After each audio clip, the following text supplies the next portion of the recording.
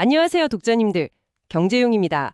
오늘 저희는 서울경제 금융면 기사들 좀 복잡할 수 있는 내용들을 독자님들이 알기 쉽게 명쾌하게 풀어드리는 시간입니다. 네, 꼭 아셔야 할 핵심 정보들 위주로 짚어드릴 테니까요. 잘 들어주세요. 첫 번째 소식부터 바로 가볼까요? 기자님, 그 은행 자금 조달 비용 지표 있잖아요. 코픽스. 이게 내렸는데 왜 많은 독자님들이 느끼기엔 대출 금리가 그대로거나 오히려 좀 오른 것 같죠? 이게 좀 이상한데요? 네, 맞습니다. 그게 좀 이상하게 느껴지실 수 있는데 그 배경에는 은행들이 소위 가산금리를 좀 조정한 게 있어요.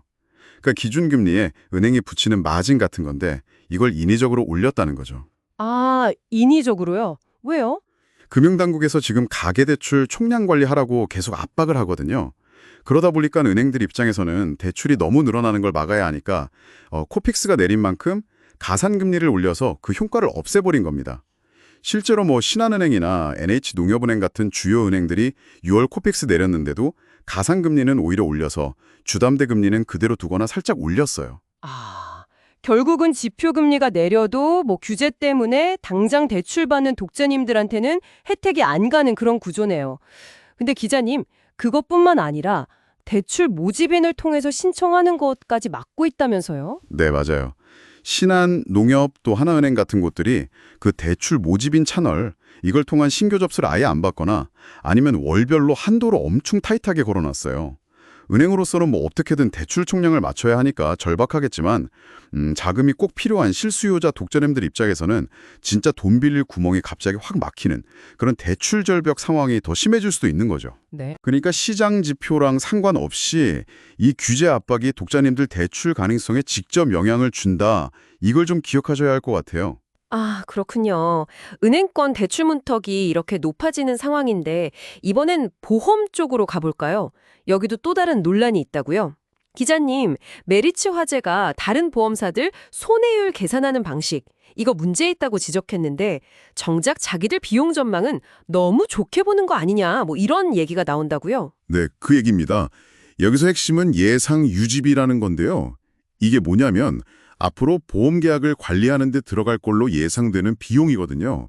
근데 메리츠 화재가 이 비율을 경쟁사들, 그러니까 삼성화재나 현대해상, KB선보 이런 데보다 눈에 띄게 낮게 한 29% 정도로 잡았어요. 29%요? 다른 것들이랑 차이가 큰가요? 네, 꽤 차이가 나는 편이죠. 그러니까 남들 손해율 가정은 너무 높다. 이렇게 비판하면서 자기들 미래 비용, 즉 사업비 가정은 너무 낙관적으로 좀 좋게 본 거 아니냐 이런 비판이 나오는 겁니다. 허허, 약간 내로남불 같은 느낌도 드는데요. 메리츠 화재 입장은 좀 다른가요? 메리츠 쪽에서는 지금 공시 기준이 회사마다 다 달라서 직접 비교하는 건 좀 무리가 있다 이렇게 얘기하고요. 그리고 이 낮은 유지 비율은 그냥 희망사항이 아니라 경영 효율화를 진짜 해서 달성할 수 있는 수치다 이렇게 주장을 해요. 근데 금융당국도 보험사마다 이 손해율이나 사업비 가정 기준이 좀 다른 거에 대해서 한번 들여다보기 시작했습니다. 그러니까 독자님들도 보험 상품 고르실 때 그냥 제시된 숫자만 보지 마시고 이게 어떤 가정하에 나온 숫자인가 이런 배경까지 좀 보시면 좋겠다는 걸 시사하는 거죠. 네, 그렇군요. 보험사들 속사정도 복잡한데 이번에는 서민금융 쪽으로 가보죠. 신협 얘기인데요. 여기는 또 구조적인 고민이 깊다고요.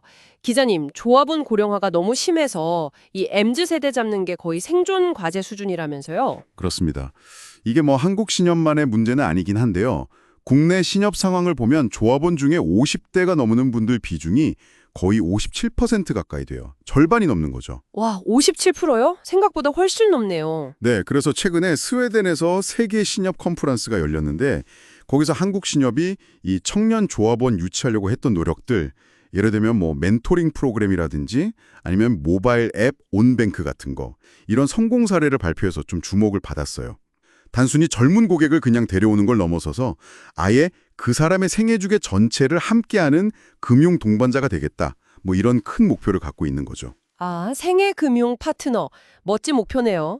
근데 좀 더 근본적인 해결책 같은 것도 모색하고 있나요? 구조적인 문제 해결이요? 네, 있습니다. 김윤식 신협중앙회장이 정부 조직 안에 협동조합청 같은 거 새로 만들자 이렇게 제안을 했어요. 협동조합청이요? 네, 지금 보면 감독하는 부처가 금융위도 있고 행안부도 있고 이렇게 나뉘어 있거든요. 이걸 하나로 합쳐서 좀 정책 효율성을 높이자 이런 취지입니다. 그리고 동시에 이런 얘기도 했어요. 아니, 저기 큰 글로벌 은행에 적용하는 그런 까다로운 규제를 우리 같은 비교적 작은 신협에 그대로 적용하는 건 좀 과하지 않냐. 이런 현실적인 어려움도 토로했고요. 아, 규제 문제도 있군요. 네. 독자님들이 이용하시는 이런 상호금융기관들이 앞으로 어떤 방향으로 변화하려고 하는지 좀 엿볼 수 있는 대목인 것 같습니다. 네, 신협의 미래 전략도 참 중요하지만 지금 당장 많은 분들께 아주 큰 불편이랑 불안을 주는 소식이 또 들어와 있습니다. 이거 좀 심각한데요. 기자님, SGI 서울보증 아시죠? 여기가 랜섬웨어 공격을 받아서 시스템이 완전 마비되는 사태가 벌어졌다면서요? 네, 이거 정말 심각한 상황입니다. 14일 새벽에 이 전산망 마비가 시작됐는데 사흘이 넘도록 계속되고 있거든요. 특히 전세자금 대출 보증이나 다른 여러 가지 이행 보증 같은 게 꼭 필요한 독자님들 피해가 크고 지금 혼란이 이만저만이 아닙니다. 아이고, 사흘째면 정말. 네, 서울보증 쪽에서는 일단 피해 신고센터 열고 피해는 전액 보상하겠다 이렇게 약속은 했지만요. 시스템이 언제 완전히 복구될지는 아직 불투명해요. 일단 급한 건들은 선 대출 먼저 해주고 보증서는 나중에 발급하는 방식으로 어떻게든 처리하곤 있다는데 그래도 신규 대출 승인 차질은 피할 수가 없어 보입니다. 당장 돈 필요한 분들은 정말 발만 동동 구르고 계실 것 같아요. 그러게요. 아니 근데 보안 시스템에 뭔가 문제가 있었던 건 아닌지 그게 좀 궁금한데요. 공교롭게도요, 이 SGI 서울보증이 정보보호관리체계 ISMS라고 하죠. 이 인증을 아직 받지 않은 상태였어요. 아 정말요? 그 큰 회사가. 네, 물론 이게 법적으로 꼭 받아야 하는 의무 대상은 아니었지만 예전에 IPO, 그러니까 기업 공개를 추진하면서 이 인증을 받겠다고 계획을 밝혔었거든요. 근데 이번에 이런 랜섬웨어 공격 사태가 터졌으니까 아마 금융당국에서 점검을 할 텐데 만약에 여기서 보안 시스템에 좀 취약점이 발견된다. 그러면 제재를 받을 가능성도 배제할 수는 없습니다. 이번 일이 정말 금융 시스템에서 이 사이버 보안이라는 게 얼마나 중요한지, 그리고 그게 한번 뚫렸을 때 우리 실생활에 얼마나 직접적으로 큰 영향을 미치는지 이걸 아주 여실히 보여주는 사례라고 할 수 있겠습니다. 네, 정말 다시 한번 경각심을 갖게 되는 소식이네요. 지금까지 최근 금융시장의 주요 동향과 또 소비자에게 미치는 영향들에 대해서 쭉 짚어봤습니다. 네, 다음에도 독자님들께 도움이 되는 발빠른 금융 소식으로 찾아뵙겠습니다. 지금까지 서울경제신문 경제용이었습니다. 감사합니다.